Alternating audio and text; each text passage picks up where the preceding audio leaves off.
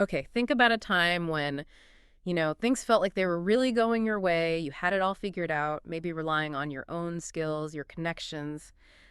That feeling of, uh, I've got this under control. Yeah, that sense of capability is, well, it's pretty common. We like feeling competent. Yeah, But what happens when, something unexpected crops up, when our usual playbook just doesn't cut it? That's sort of the heart of what we're exploring today. exactly. We're doing a deep dive into a really key moment in King Asa's life. It's found in 2 Chronicles, chapter 16. And Asa, he wasn't new to faith. He actually had a track record of trusting God. But here, something changes. We see him make a choice that, well, it seems to go against everything he stood for before. hmm And we've got the biblical account itself, plus some reflections on what it might mean for us today. So our mission here is really to unpack what went wrong for Asa. Why did this man of faith suddenly pivot? What were the consequences? And importantly, how does this ancient story offer maybe surprisingly relevant insights for your life right now, especially when it comes to, obedience and strengthening your own faith? Right. So let's set the scene. Asa's reign, initially it was marked by peace, which the text connects back to his early reliance on God. But then, trouble brews. Baasha, who's king of Israel up north, starts fortifying this town called Ramah. It's right on the border. Yeah, and this wasn't just like a minor building project. It was a strategic power play. Baasha was basically trying to blockade Judah to put the squeeze on Asa and his kingdom, Right. control movement, control trade. It was a serious threat.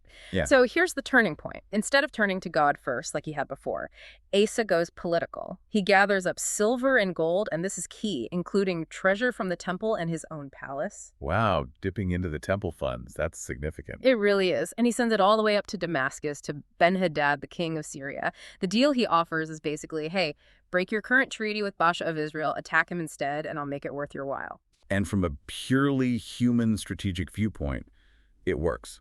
Ben-Hadad takes the deal. He attacks Israelite towns. Right. And just as Asa hoped, Baasha stops building Ramah. He has to pull back to defend his own territory. So, immediate problem solved, right? Solved on the surface, yeah. Yeah. But this is where the story gets, well, really crucial. A prophet, Hanani the seer, shows up. And he brings a message directly from God to Asa. It's pretty blunt. Hanani basically says, because you relied on the king of Syria and not on the Lord your God, the Syrian army has now escaped your grasp. Escaped. Meaning what? Like Asa could have defeated them too. Apparently, Hanani implies that if Asa had trusted God, God might have delivered both Baasha and Ben-Hadad into his hands, but by making that human alliance. He limited what God could do. Or rather, he chose a smaller human-sized solution instead of trusting for God's bigger intervention. That really cuts to the heart of it, doesn't it? Relying on human cleverness instead of divine power. Exactly. And Hanani doesn't stop there. He reminds Asa, don't you remember the Ethiopians and the Libyans, that huge army, way bigger than Baasha's, with all those chariots and horsemen? Right. That was an earlier battle where Asa did rely on God. He did, and God gave him a massive victory against overwhelming odds. So Hanani is saying, look, you've seen God do more than this before. Why didn't you trust him this time? It's a powerful contrast. It really makes you think, doesn't it? When we face new problems, why do we sometimes forget God's past faithfulness? It's like we hit reset on our trust levels. That leads us right into this incredible verse, 2 Chronicles 16, verse 9. For the eyes of the Lord run to and fro throughout the whole earth to show himself strong on behalf of those whose heart is perfect toward him. Such a key verse. It paints this picture of God actively, constantly searching. He's not passive. He's looking for people who are fully committed, fully trusting.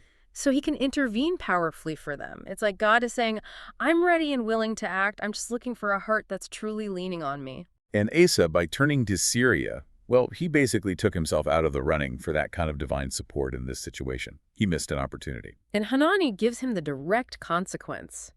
You have done foolishly, he says. Therefore, from now on, you will have wars. Oof.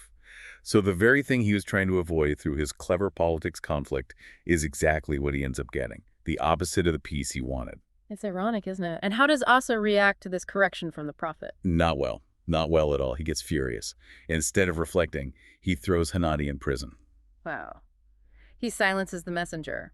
And it says he also started oppressing some of his own people around the same time. Yeah, it shows how rejecting God's correction can lead to this, like hardening, pride kicks in, and it spills over into anger and injustice towards others. It's a downward path. That's a really crucial point for us, I think. How do you react when you're corrected? Do you get defensive like Asa, or are you open to seeing it as maybe God trying to guide you? hmm Because rejecting that correction, as Asa shows us, it doesn't just stop there. It leads to further spiritual decline. And we see that play out later in his life, sadly. The record says that near the end of his reign, Asa developed a severe disease in his feet. Right. And again, the issue isn't seeking medical help. That's wise. But the scripture specifically points out, though his disease was severe, even in his illness, he did not seek help from the Lord, but only from the physicians. Only from the physicians. That's the key word.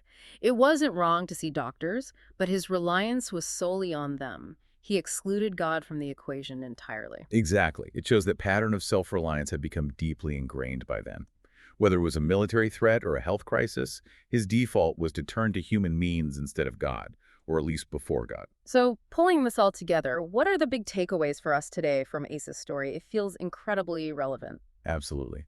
One huge one is that past faithfulness is no guarantee of present obedience. You can't just coast on yesterday's faith. Right. Asa had that history, but he failed in the current test. It means for you, listening, every day, every challenge is a fresh opportunity to consciously choose to trust God, doesn't it? It really does. Your spiritual track record is important, but doesn't give you a pass today.